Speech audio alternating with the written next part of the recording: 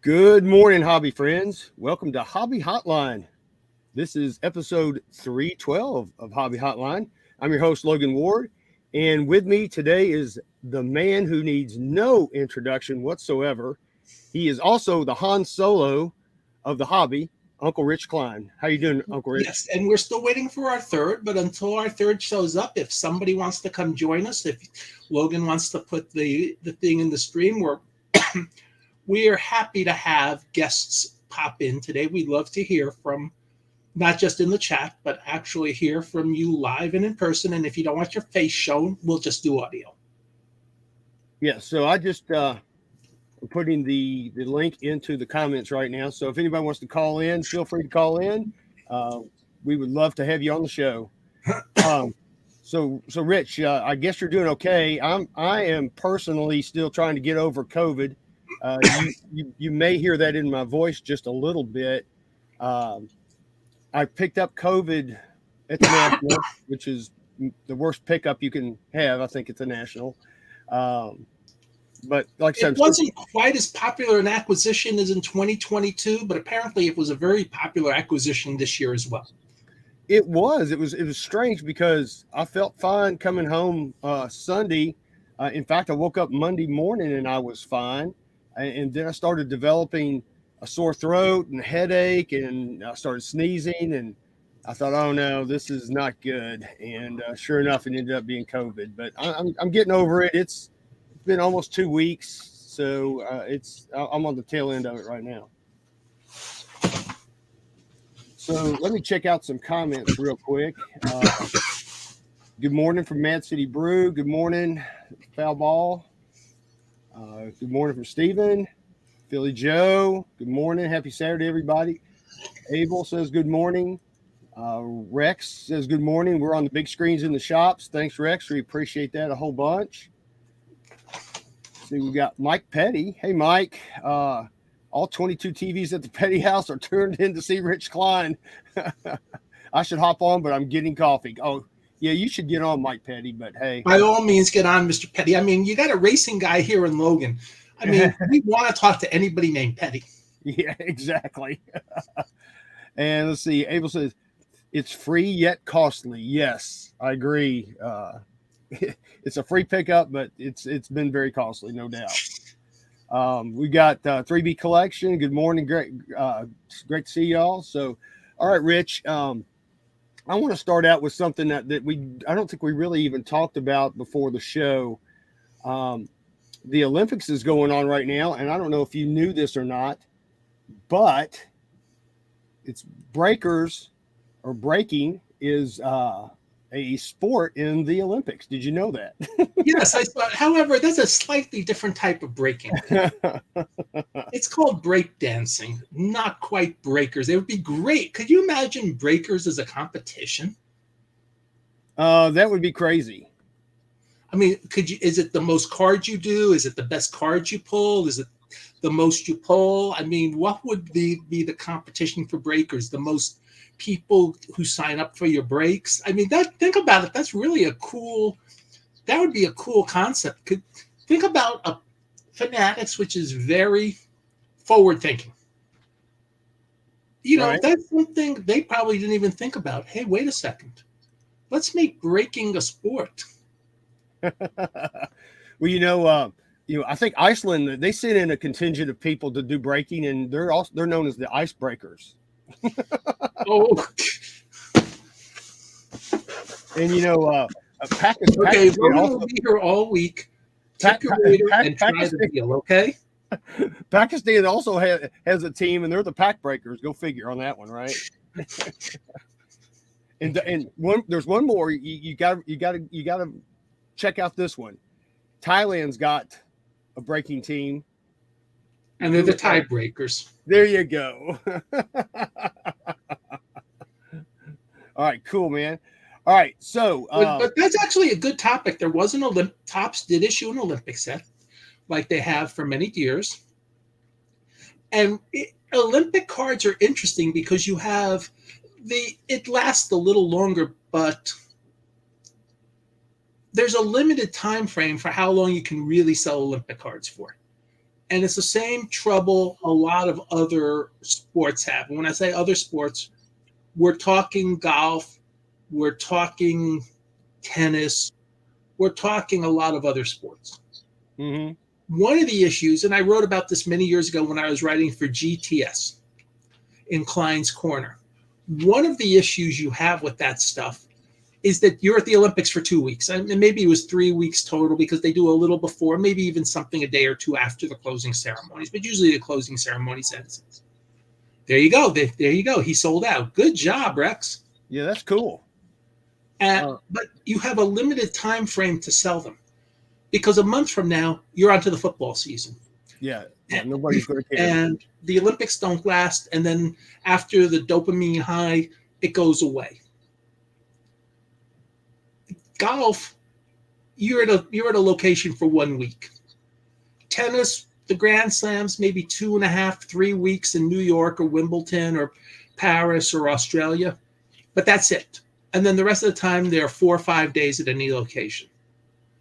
And that's the biggest difference between the team sports, the baseball, the football, the basketball, the hockey, even the soccers, and those type of sports, is you don't have a season for people to follow the whole thing. NASCAR is an exception on that, but that may be one reason the cards aren't as popular, because it's the same thing. You're at a location for a week. Yeah. I never thought about it that way, but that could be very, very well true. So, but they have the big trailers. So you're a fan. You go and you get your mini trucks or whatever they call it, the or the decals or whatever it is relating to your favorite driver. But unless they're actually selling the cards of the players there, you have to go to the fan shop. And Rex is right. Topps got the timing perfect on that. They did. I went to Target earlier this week, and sure enough, there's blaster boxes of 2024 Olympic cards, and I'll probably will end up buying one just for the heck of it, just to have some fun. Let's see. Chris Ramsey says hello. All right, so let's get into some of the topics that we want to talk about today, Rich. The first thing is Marvin Harrison Jr. and his autograph saga. This is a topic that you brought up that we could talk about, so I'm going to let you start off with that. Well, he says basically his dad signed the contract, and I don't know what the legal ramifications of all this are, but I wonder if this is going to be a continuing issue with NIL, because what is the age where people can sign their own contracts and all that? And it's certainly going to be an issue. And then in this case, you have the son of a Hall of Famer who was a very high round draft pick himself saying, no, it's not me, it's daddy. So I'm not. And so Fanatics has had to pull the uniforms. I think they can still sell the cards, because once he becomes a member of the NFLPA, I think you'll be able to sell his cards. But failing that, everything else is up in the air. But it's just interesting. It shows one of the perils today of doing business. Right. Now, from what I read, they're saying, at least Marvin Harrison Jr.'s camp is saying, this is not a legally binding contract. It's basically an intent to sign a contract or something to that effect. So, I mean, I'm not a legal guy. We should have Paul Lesko on here, but I don't even know if this is even a binding contract. Fanatics says that it is. Marvin Harrison Jr., he says no. So I don't know. He also said his dad signed it, so that makes it, that gives you a double.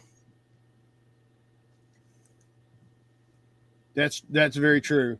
So if he hasn't signed with the NFLPA, he may, and that's happened in the past. That's why Earl Campbell had no cards during his playing career after 1979.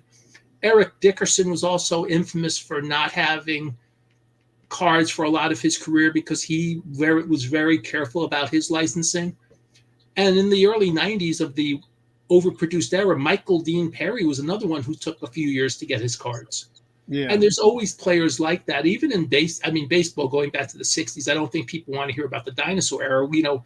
The famed Maury Wills story. I was going to say that. Guys in the 67 set as well. And I should really dig in and see how many there truly are. The only other two I remember off the top of my head were more obscure players than Arnold Early and Doug Clemens. And Doug Clemens had a decent major league career, and Arnold Early should have had some cards too along the way. And they finally got cards in '67 when Marvin Miller finally started getting Topps to do a better job for the players. It wasn't just the $5 anymore. It became real money for people in those days, especially a few $100s was real money for the players to be on the card. Yeah, well, the salary is only $7,500 or $7,000 in '67. So if you're a second-year player, $500 on top of $7,000 is a significant boost to your income.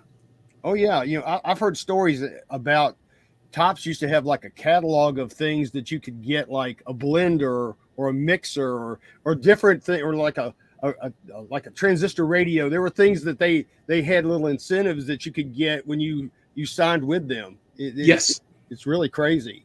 I mean, it's yes. really. I mean, Cyberger's talked about that. But yes, I mean, yeah, and you could sometimes, if you built it up for a couple of years, get a really good item too. Oh yeah. I think you could carry those over, and get something even bigger. So times have really changed. So let me ask you this: as you know, I don't think you're not really much of a football collector, are you? A little bit. I like old football. I like vintage football. I'm pretty good pre-1980. But modern football, the only reason I know anything about modern football is I get stuff in donations, but I don't go and buy any. Yeah, and I'm sure you see some on ComC too. I do. So, I mean, how does this affect the collectors going forward? I mean, I know that he was like the 4th pick in the NFL draft, I think, this year or something, if I'm not mistaken. So I know people want to collect him. People want his cards. Him holding out, is that a disservice to his fans? If I say yes and no, that sounds like I'm waffling, but I'm really not. Right. And the reason I say that is that you have to think about yourself and you have to be comfortable with what you're doing. And you're still playing the game. As long as you sign your contract and you play your sport, then you're doing what you're necessarily having to do for your fans. In terms of the ancillary stuff, that's up to you. And that really is up to you. I mean, do you want to sign a lot? Do you want to do commercials if on your off day, or do you want to just hang out at home, or do you want to work out extra, or do you want to study film?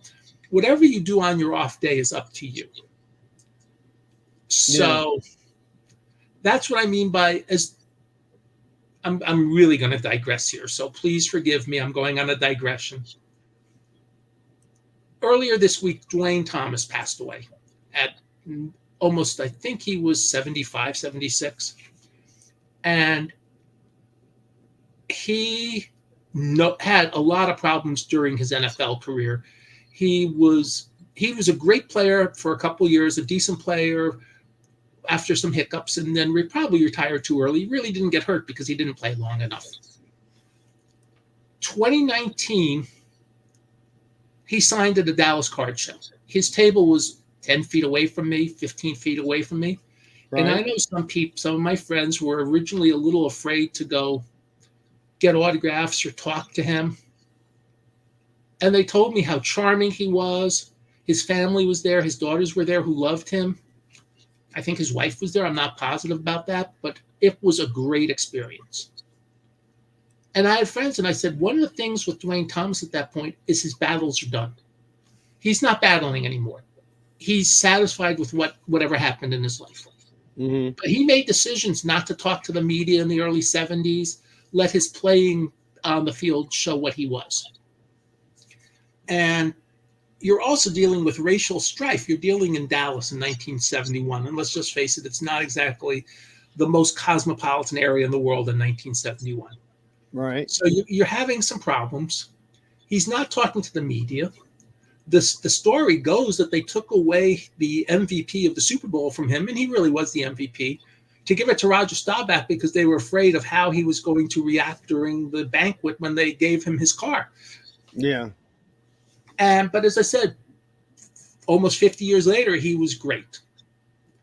Marvin Harrison is, and I'm not trying to conflate that type of issue. What I'm trying to say is Marvin Harrison Jr. is making a decision as to how he wants his stuff to go. And that's his business. That's really not our business. So, yes, it'd be nice to have cards of him. Yes, it'd be nice to have signed cards of him in the pack.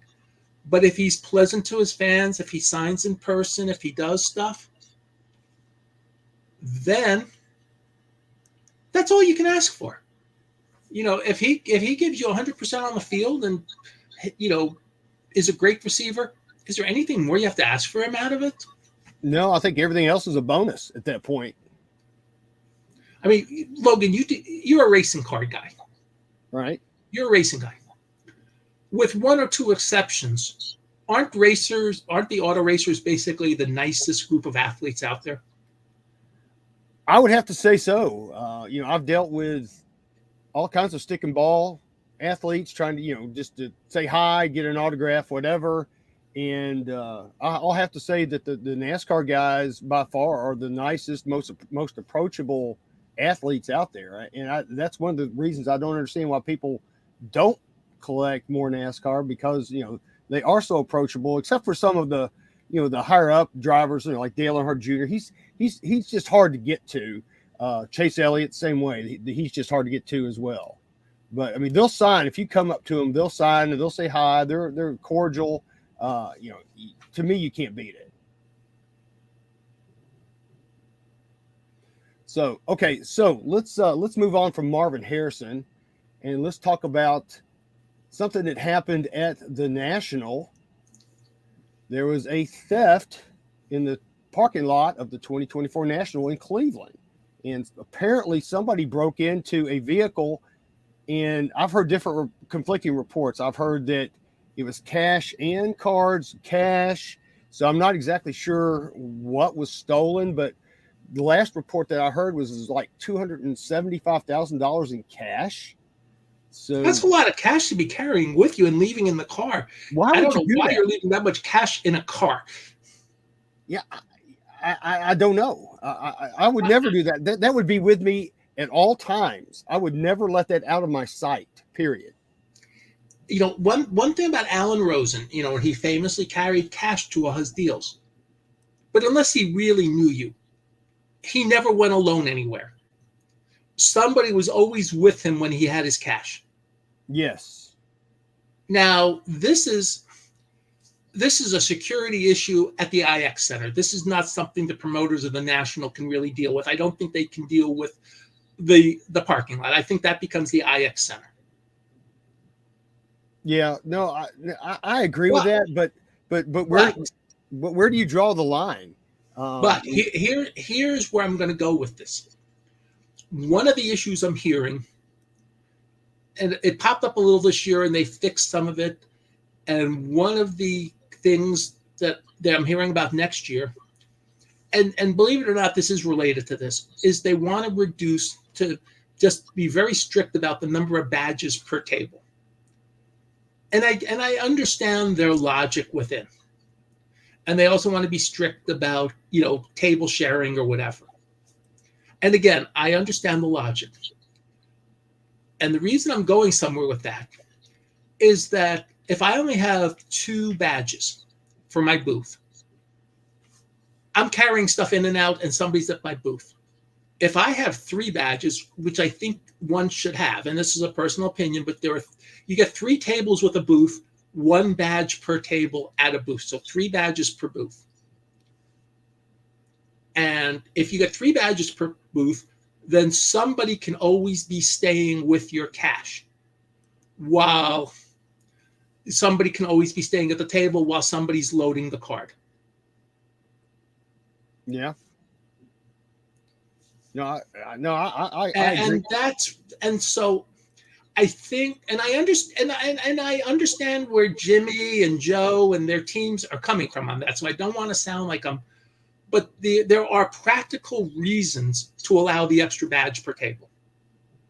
This to me is a practical reason to allow the extra badge per table, just to allow for help and somebody staying hey, oh, somebody's at the car. I better not break into that car.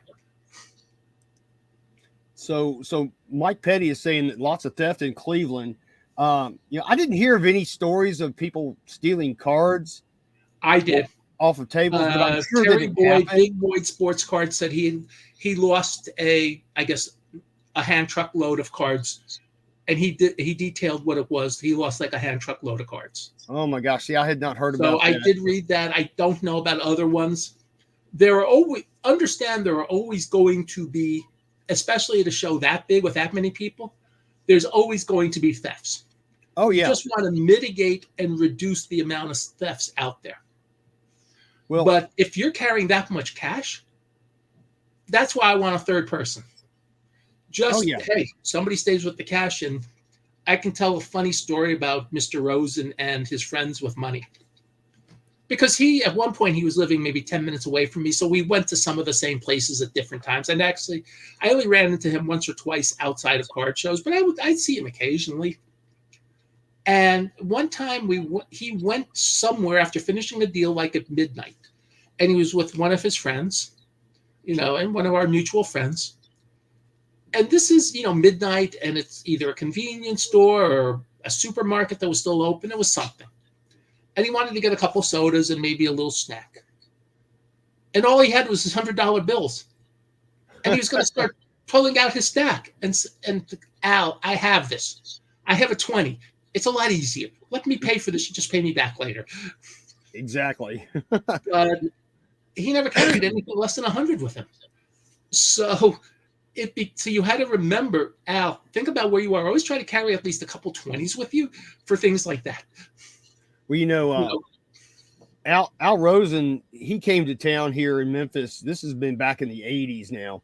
A dealer friend of mine was selling him some cards, and he had dinner at his house, and I got invited over there as well. So I got to have dinner, and Al was super cordial, very nice guy. The thing that I take away from that dinner was he was like me. He didn't like his food to touch. So he had a plate that was just sectioned off, and he had his food in all the different little places on the plate, and none of it touched. And I'm like, I like this guy because I don't like that either. So I thought that was pretty neat. But he was very cordial. I ended up sitting next to him 3 straight years flying home from the National, 85, 86, and 87. Oh wow! Literally sitting next to him.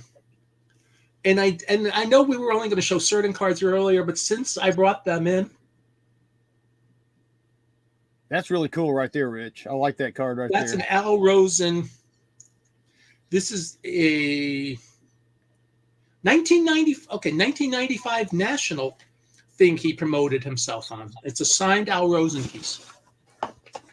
Yeah. So real quick, getting back to the theft at the National, that same dealer friend of mine that I was telling you about, I used to go to shows with him, and this reminded me of this. Mike Petty says he agrees. You need some muscle to handle that much green, preferably packing a gun in a gun-free state. Okay, so I used to go to shows with my buddy, and he carried. I'll say this: he carried some pretty hefty amounts of cash, especially back in the 80s. We're talking tens of thousands of dollars in the 80s, and I was basically there just to kind of watch the money and make sure everything was okay. That I guess in a way I was kind of the security guard or the muscle or whatever you want to call it. But I got to go out to all these shows all over the country for free. Didn't cost me anything, and I had a great time. It's some of the best days of my life. Right, and that's the point. You have to be careful with the cash, and that's why I was saying that's why I was advocating for an extra badge. Yeah, no, I agree. But do you think that the show promoters are going to have to start hiring their own security to patrol these parking lots as well? Because I worried about Chicago, that. Isn't Chicago? They're in the hotels or something. I mean, that's not necessarily their responsibility.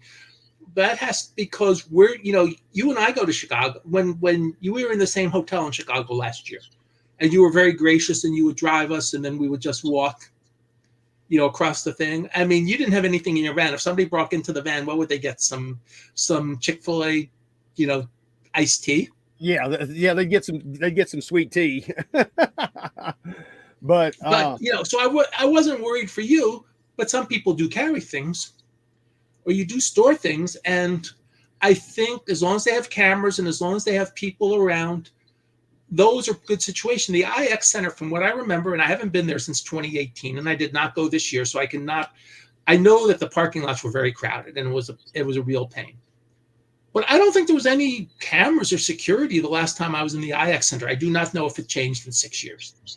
And if there was no security or cameras, then that's something that needs to be rectified, not just for sports cards, but for everything. No, I agree. But we checked out of our hotel Sunday morning, so right, I remember all of our stuff was in my son's truck, or his SUV. Yeah, and I was, the whole time we went in for like 2-3 hours Sunday, then we left. But that whole time I was in there, I was thinking about and kind of sort of worrying about, okay, is our stuff okay? Because all the cards and things that I had picked up at the show were out there in his truck, and I'm thinking, man, I hope nobody breaks into this truck, or they're going to get a lot of stuff. One thing, and it began at 2023. It began last year, 2023, I believe. And I think they kept it up this year too. The last couple of days of the National, there's a check-in station for bags in the lobby. Oh yeah. You can bring your bag with you, check it in. So I understand legally that it's not responsibility, but at least you know where your bag is. It's not sitting in a truck. It's sitting. I mean, if you have to go in a hurry, you just pick it up. Yes. It's in a much more secure location. Yeah, and Stukes makes a good point. Chicago, you can go through the hamster tubes, and if you've got a hotel that connects to the Donald E. Stevens Center, you can just take your stuff back to the room. Yeah, it's easy peasy, and I that's one of the things I do love about that. So you don't have to worry about it as much. Chicago's, in today's world, Chicago is where the National should be every year. There are certain other locations where the National has been over the years that I'm a big fan of. St. Louis, Baltimore, and Anaheim. All those had enough hotels that you could walk to from the show. Mm-hmm. Yeah, I never went to Anaheim. So those are why the infrastructure in those areas are very good. Cleveland's infrastructure is not as good, and this year I don't think anybody was ready for the overwhelming amount of people, and that's nothing that could really have been helped necessarily. You want to promote a big show, some point you have to say, well, maybe we can't have that many people. Maybe we just have to say, stop.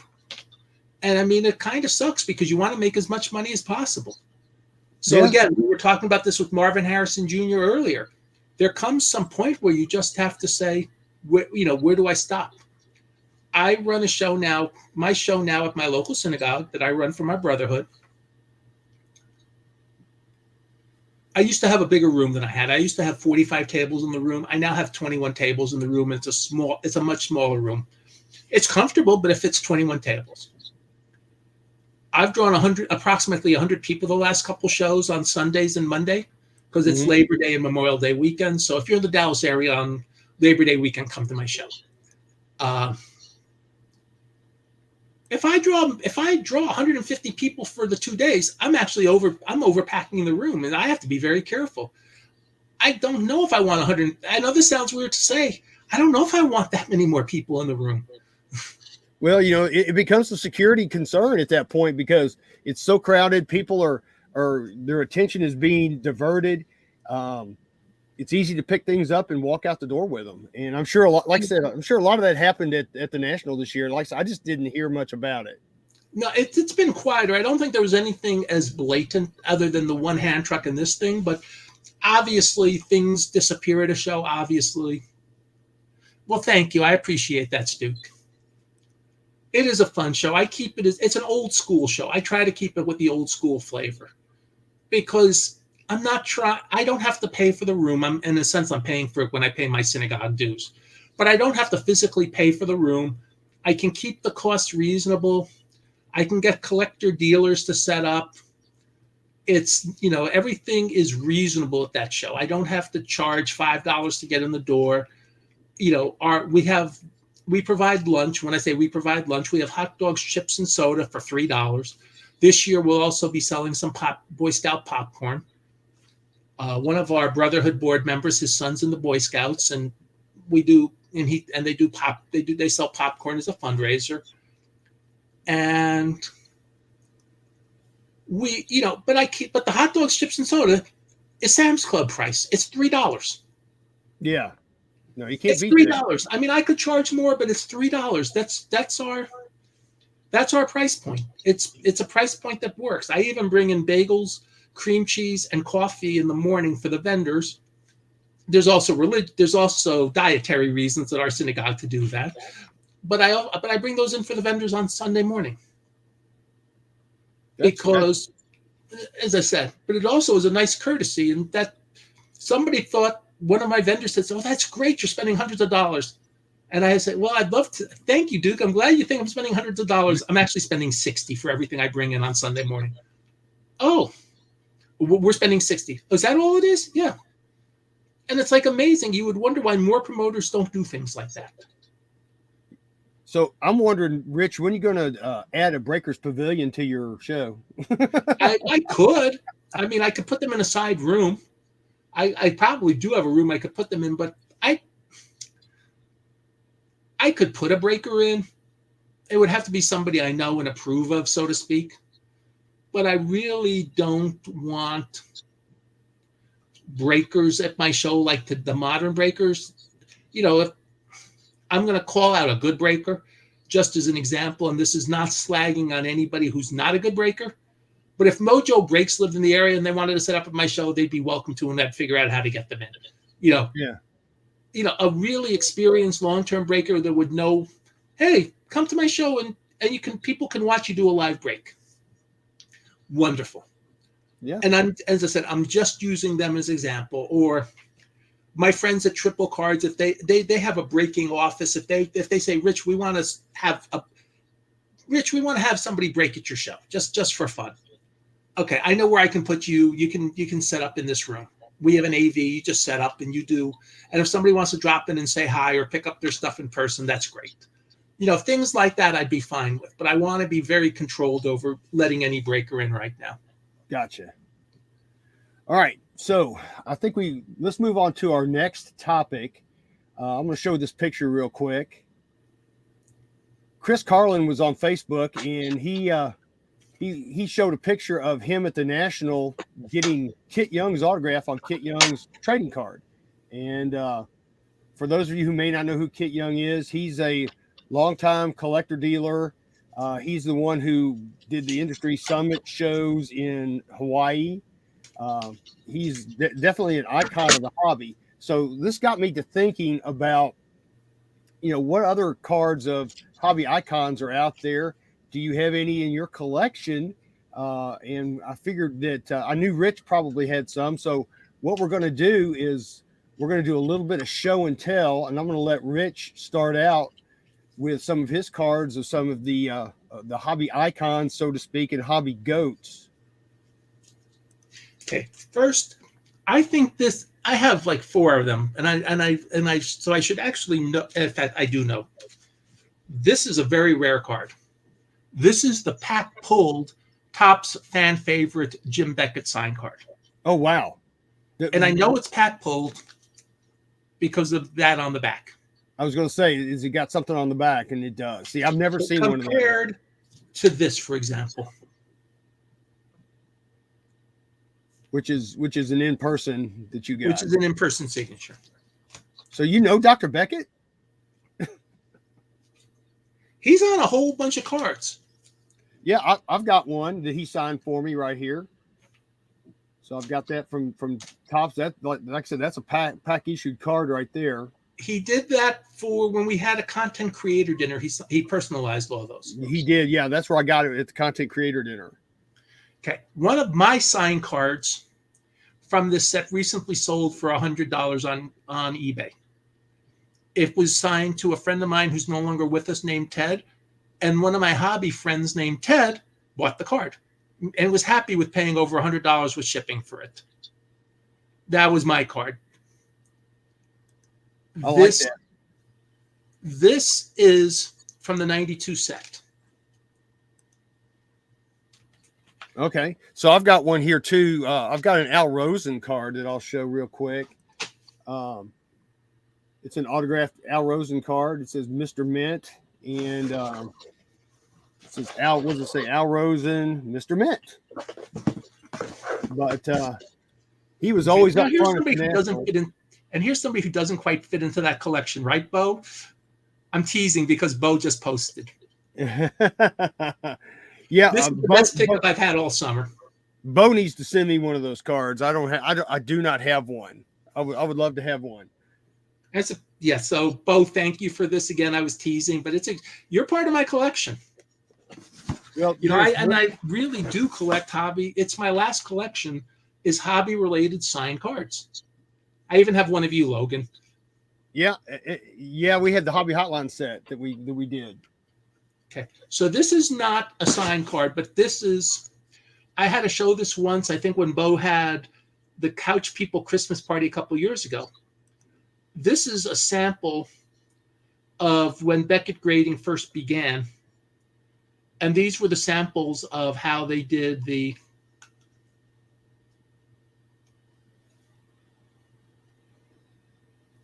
How they did the things, and Logan said this was rare because these were given to the employees at Beckett for, I think, Merry Christmas 2000. Santa Claus. Dr. Beckett's not dressed up as Santa Claus.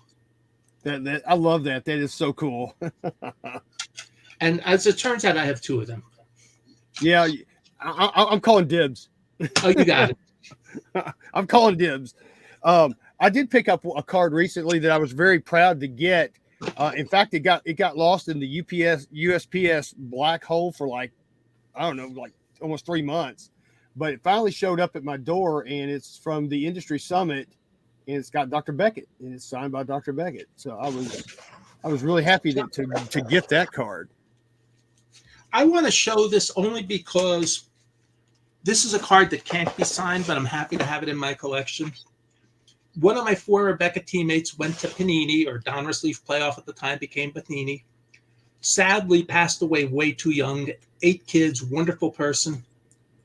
And his wife recently posted, she still had some of his cards. So I didn't ask her to sign it. I probably should have said, Nicole, can you sign one for me? Yeah. But this is a card you can't get signed anymore, but I still miss him. Oh, wow. That's nice. And yeah, and his name was Ben Eckler, really sharp guy. Came to Beckett as a minor league specialist, became a very high up in the Panini. And sadly, as I said, we lost him to COVID, I think, in 2021 in September. And I remember that because it happened on Friday afternoon of the Dallas Card Show, and a couple of my Beckett former teammates, Joe White and Dave Slipko, were there. And they just came to my table, and we just chatted for the rest of the afternoon. And I didn't care whether I made any. I didn't think people walked by, and I think I said hi. I told them, yeah, you can look. But I didn't for the rest of the afternoon. And I know you're supposed to try to make money at a card show, but that was one of the situations I didn't care if I sold a freaking card the rest of the day. We were just chatting. We were sort of, it was like a pre-funeral, and it was like good to just talk. And we talked about the old times, and it was a lot of fun. And I said, today I'll sell cards tomorrow. Today is for that. So I'm glad I got a chance to show some of these to y'all.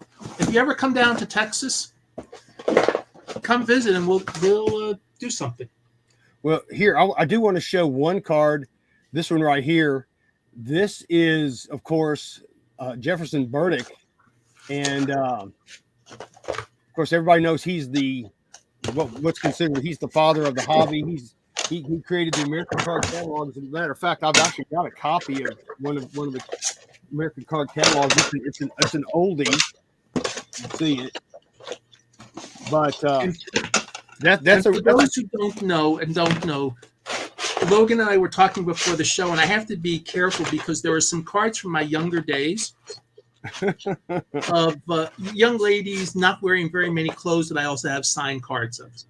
So I have to be careful about which cards I pull out to show, because otherwise we will be Hobby Hotline After Dark or Hobby Hotline Tinder. No, we don't want that, Rich. We won't. We're on big screens. We don't need that. Yes, we're on big screens, and there are probably kids around, so we don't need that. Yeah. So yeah, I do want to show this copy of the American Card Catalog that I've got here. I think this is from back maybe in the 30s. It's an old one. If it's from the 30s, that's the first edition and a great book, a very valuable book. Yeah, I've got several different ones. So I do collect some of the hobby history, especially since, I mean, Rich, you've been in it longer than me, because I started in 71 and you started back in the late 60s. Well, didn't you? I got into the organized hobby in 77, but my first pack is 68. Yeah. And my first pack was 71. And I think you and I are about the same age. We are. So, yeah. So we just wanted to show some of those cards. I thought that was pretty neat. So, moving on to our next subject. I went, of course, everybody knows I went to the National this year. Of course, went there primarily for the show, but also in Cleveland, there is a famous house from a Christmas movie, and it's the A Christmas Story house. And I actually went to that house. And what a lot of people don't know is there's a scene in A Christmas Story where Ralphie is laying in his bed. He's dreaming about his Red Ryder BB gun. And when you see that, and here's the picture, you can see up over his head, there are 3 baseball cards. And those cards have been identified long ago. In fact, I think Ryan Cracknell did a story a long time ago for Beckett talking about those cards. So I actually have those 3 cards. They are, I'll show you real quick. It's the 1940 play ball John Rucker. It's the T206 Jimmy Hart, and also a T206 Ed Rollback card. So I took those cards to Cleveland just for the express idea of taking them and putting them on Ralphie's bed and getting a picture. So I actually did do that. I did take a picture of the cards in front of the house. So you can see that I took them in front of the house. Then I took them upstairs and put them on his bed, and along with a picture. And that's also a ticket from the tour that you can take of the house. But it was really funny because the guy that was doing the tour, he said you can't touch the beds because this is like actually an Airbnb. People stay there at night, so you can actually stay there and sleep in Ralphie's bed and sleep in his room. So I asked him, I said, hey, listen, I got these cards. Do you guys mind if I set them on the bed, take a picture? He goes, oh, no problem. They were really great about it. So I had a blast doing this. As you can see, that I took the cards and stuck them on his bed there. I just thought it was something fun to do. It's card related. We did that before we went to the IX Center. We actually diverted there first when we hit Cleveland. So it was a lot of fun. So I don't know if you have any thoughts about that, Rich, at all. Well, you are aware that Scott Schwartz, who was in the movie, is a big baseball card collector. Yes. In fact, he's signed at some of the shows. He may have been signing this year, I think, at the National. He actually, there were a couple of years when there have been celebrity areas at the National. He's coordinated when I say he's coordinated, when I say he's brought in, he's the one who's made the contacts to bring in a lot of the celebrities that have come in over the years. Yeah. Like I said, I thoroughly enjoy that movie. And there's actually a set on the PSA set registry for these cards, just these 3 cards. It's a 3-card set. And that's the whole reason I've got them now is, to put them on the set registry. Logan, you are aware, every time I hear the name Jimmy Hart, I think about Mouth of the South Jimmy Hart. Oh, man, you shouldn't even have said that, because when I was a kid, he's from here. He's from here in Memphis, right? My sister dated a guy who lived in Raleigh. You know, for those of you who are from this area know where that's at. But literally 2 doors down the street, Jimmy Hart lived down the street from them. We would go over and say hi to him and hang out. It was fun. Well, I heard a lot of stories back in the day where people, if they lived near where Phil Rizzuto or Yogi Berra lived, they were just part of the neighborhood in those days. Well, that's how it was. And the funny thing about Jimmy Hart, I am digressing because I love to digress, but Jimmy Hart was also in a very popular rock band before he became the mouth of the South in wrestling. He was in a group called the Gentrys that had their biggest hit was called Keep On Dancing. Yep. And yes, it's the same Jimmy Hart. So, I mean, Jimmy Hart's had an interesting life. Yes, he has. You're right. He's definitely the mouth of the South for sure. So yeah, I thought that's funny that you brought that up. It's really a small world, man. It really is. Let's see here. Comments. Everyday car collector Jason says, hello, everyone. See, Mike Petty, he says, oh, okay. He also likes my cars. Thanks, Mike. Appreciate that. So does Stuke. I had a fun time doing that.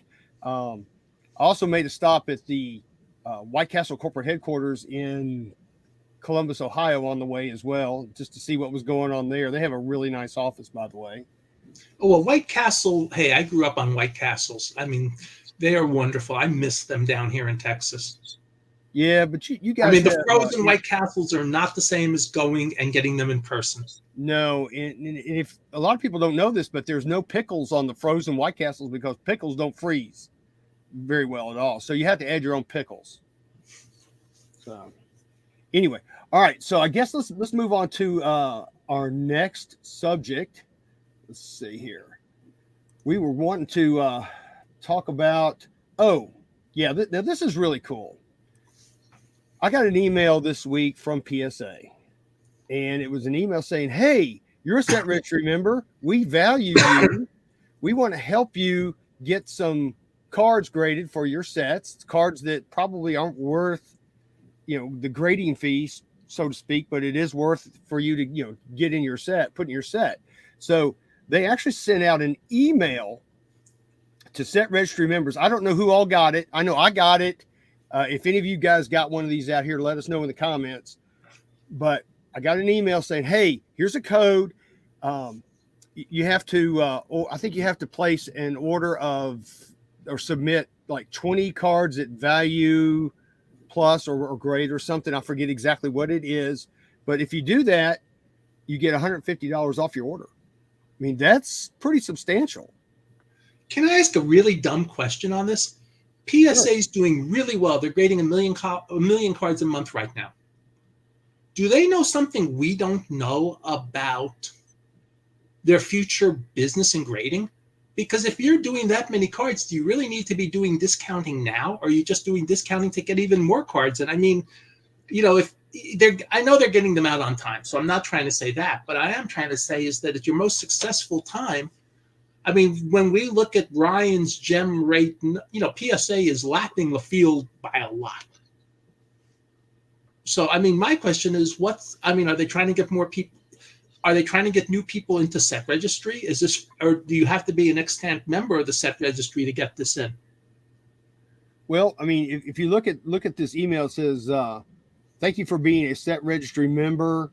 They want to help us complete your sets," is basically what it says up here at the top. So I think this is long overdue. I've been calling for something like this for a while, like maybe a set registry special or something, but I do like the idea of just a blanket discount. I think that's pretty good. I definitely will be sending in at least 20 cards to get my $150 discount for sure. You have to do this, I think, by September 30th to qualify for this. So you've got, 6 weeks or more to do it. So I just thought that this was a great move by PSA to really help out the people in the set registry because, Val says this a lot. He says that the PSA set registry is the secret sauce for PSA. And it really is, in my opinion, because if you're a set builder, I'm a set builder. I know, Rich, you like to build sets, not necessarily graded ones, but you like to build sets. And as a set builder, you want to be complete. You want to have the best ones that you can, but it's gotten to a point where it's not feasible to, or cost effective to, grade common cards of, a common, for me, like a race car driver. It's just not worth it. So this is going to help offset that, and it's going to help me, with my sets. It's going to make me want to collect more sets. So I'm sure they're probably going to do this in the future. I'm sure this is not a one-off deal. As I said, my only issues, but you're right. That is something I did not consider when I said that. You are correct. Because, and I think I was basically correct, because when everybody was falling way behind on grading, I said it would eventually fall to about, what did I say, the $15 to $20 mark for cards. And I think PSA is what, $15 a card now?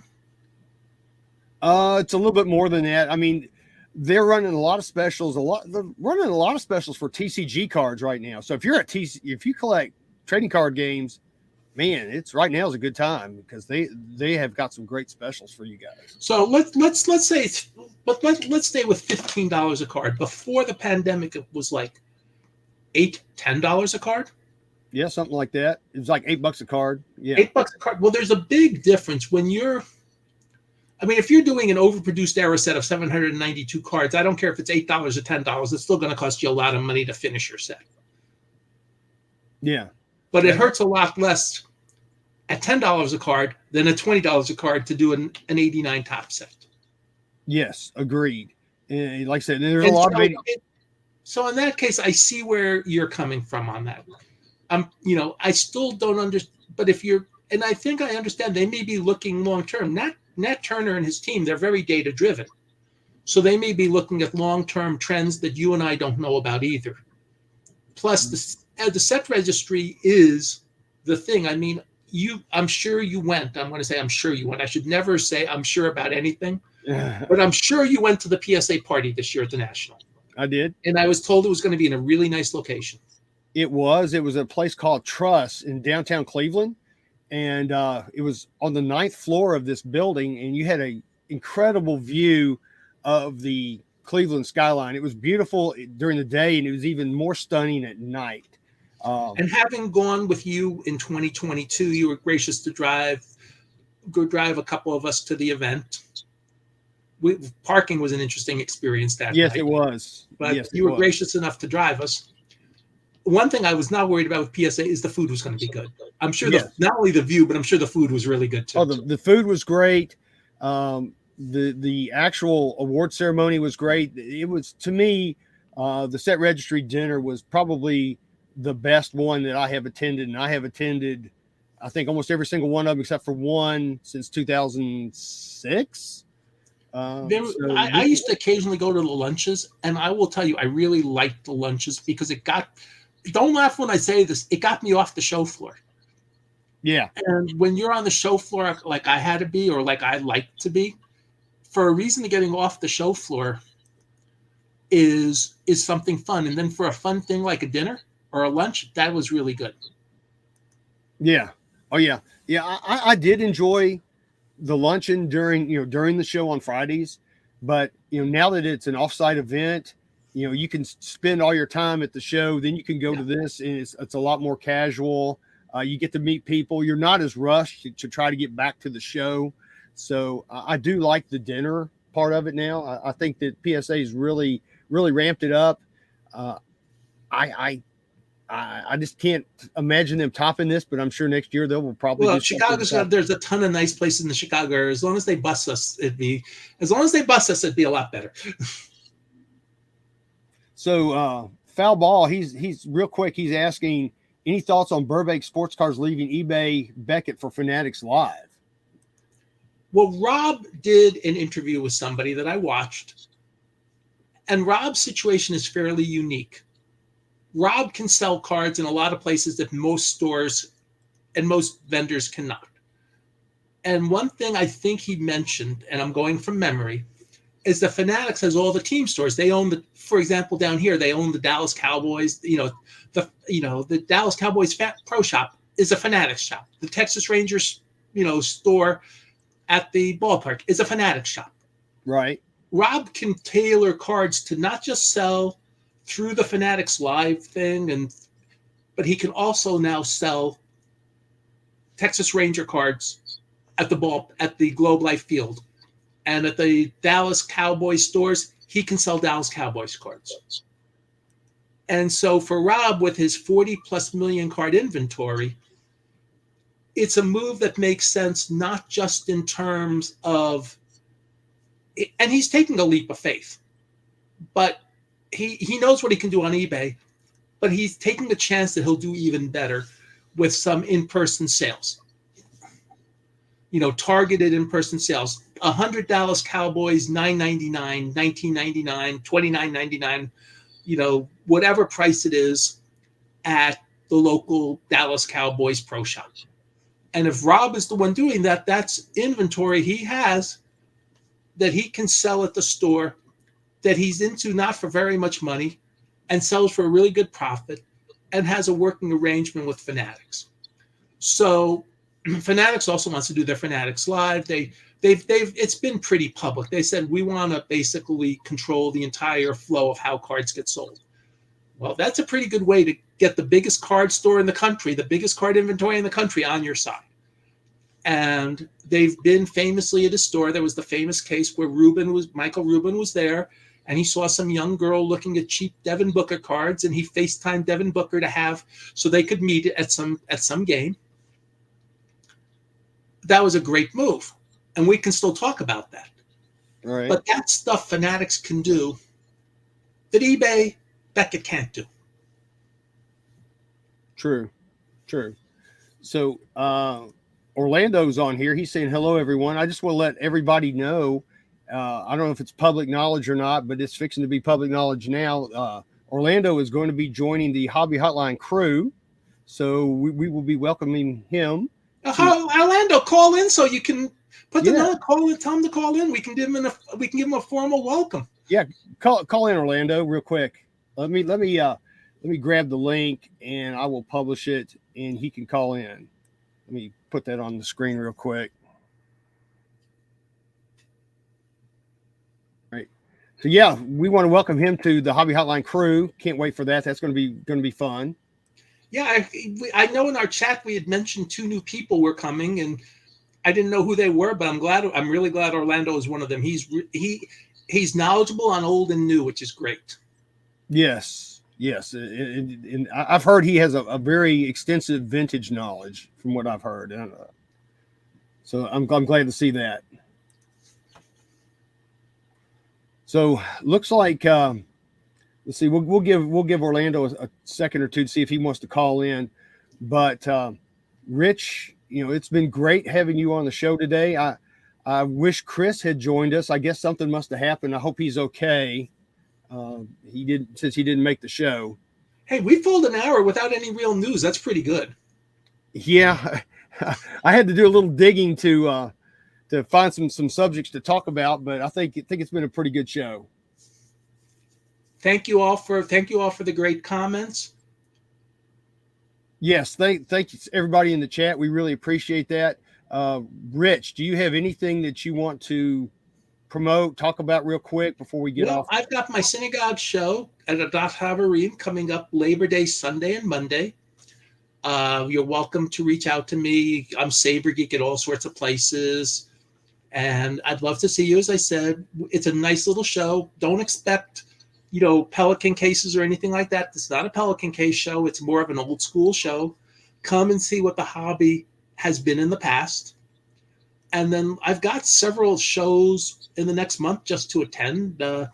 Our friend Kyle Robertson has Investigalia next weekend at the Dallas Card Show, where he at the same place he has the Dallas Card Show. He also has that the week after my show, my Labor Day show. And then there's a couple other small shows coming up.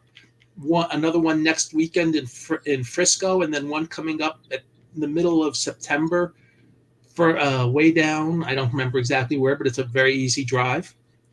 And so there's a lot going on locally, and I know ComC we're doing a lot of shows at ComC. I know we're going to be at both Fanatics Fest and the East Coast National next weekend, and then we'll be at Burbank the weekend following that. And my Dallas teammates are doing the crisscrossing the country. I mean, Wow. I shudder how exhausted they'll be when they get back to town. So Orlando has called in, so I'm going to add him to the mix. Hey, Orlando. Hey guys, What's up, buddy? Hey, guys. How you doing? Great Well, to see welcome you. aboard, Orlando. It's great to see you. Oh, it's great to be on board. I talked to John Newman. I'm so excited to have you guys be on with you guys. I listen to you guys every Saturday morning, so it's just great to be part of the team. Yeah, we're excited too, man. Where are you at? Looks like you're out having some fun today. Yeah, I'm just outside here, sitting by the lake over here, and I figured, I'm not going to go inside. I'm going to go ahead just have a nice view here. Just relaxing, watching you guys here, sitting by the lake. Oh, cool, man. Well, we're excited, man. We're glad to have you on board. Yeah, it's going to be fun. It's going to be fun talking to Rich and you and just everybody else, John and Danny. And the best part about it is moving from the chat to being actually on the video. So that'll be great. Yeah, well, I know I can speak for Rich probably too, but he and I both have a face for radio. So I don't know if we necessarily have a face for. Hey, we need somebody good looking. Yes, exactly. Thanks. So we're glad you're here, man. Welcome aboard. We really are glad to have you. It's just an honor to be on with you guys. Hobby legends. Thank you, guys. Oh, no, you're a hobby legend, man. We're glad to have you. I appreciate that. All right, man. So Orlando, since Logan asked me, and Logan said, what's coming up for you? No, just not much really. I'm waiting for the big Fanatics show in Orlando here at November 4th, I think it is. So I'm going to be attending that with a bunch of my friends there, and a lot of YouTubers are going to go there. So other than that, I just go to all the local shows in the area, visit some hobby shops, and just kind of share my collection. Still showing some pickups from the National. Yeah, I still have a little bit of a hangover from the National myself because I lost a week because I had COVID and I didn't do anything. So now I'm kind of like a week behind right now. Yeah, I heard a lot of people got COVID. Thankfully, I was great, fine, no problems with me. But yeah, a few people got sick, I heard. Yeah, it was not as bad as 2022 in Atlantic City, but it was definitely a very popular acquisition at the Cleveland National. Yeah. Yeah, almost as popular as V-Friends. But anyway, so all right, so I guess it's probably time to close out the show. You can catch me on NASCAR Radio with Val Mars. We drop a new episode every Friday morning, Thursday night. So check that out. And that's really all that I've got. So I guess I'm going to say from Orlando and for Rich, I guess we will see you guys next week with a whole new crew. That's for sure. It'll All be right. fun. All right. See you guys. Take care, guys.